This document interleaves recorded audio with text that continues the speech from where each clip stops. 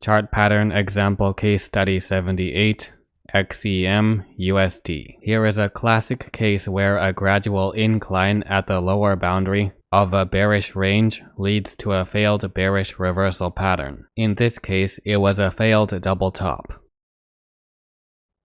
If the lower uptrend line isn't breached, an ascending triangle is much more likely to form than a triple top range. The lower uptrend line fails with a moderate increase in bearish volume. This leads to a familiar case where a failed ascending triangle has the element of a triple top, which is centered around the 0.10 level on this chart. Normal resistance is encountered as the aggressive recovery enters the lower boundary of the failed ascending triangle range, which was already the site of clear downswings during last April.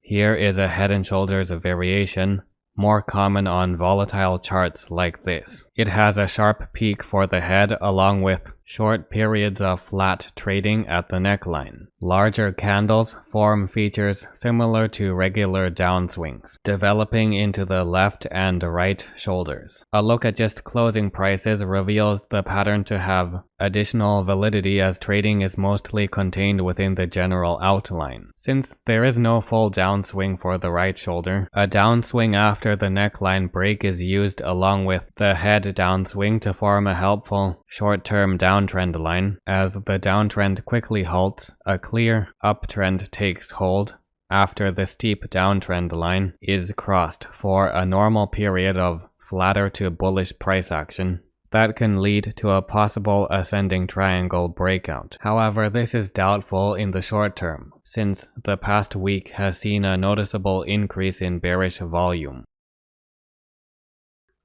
A lack of sustained bullish volume and persisting bearish volume leads to a delay in the successful completion of an ascending triangle.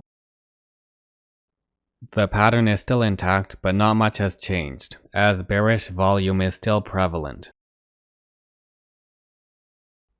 This turned out to be a familiar example of an ascending triangle that incorporated the uptrend line of a larger bullish reversal. So the broader outline technically does see the ascending triangle formation both reverse and continue an uptrend. Although the pattern's upper boundary retained firm resistance, the pattern never conclusively broke under the uptrend line to serve as another reminder to wait for conclusive developments before declaring a pattern to be failed or successful. From July to September 2020, there was a sharp contrast with moderate to weak bullish volume, while bullish price action was stable and strong to produce a series of general three methods rising price action formations. While bearish volume was constantly moderate to strong, bearish price action was generally weak to moderate as the uptrend line was never decisively breached. Such a contrast is less common but can occur, especially on a drastically fluctuating chart like this. Interestingly, the old failed ascending triangle's uptrend line remains highly influential in the same approximate trajectory during shallower periods in the new long-term uptrend.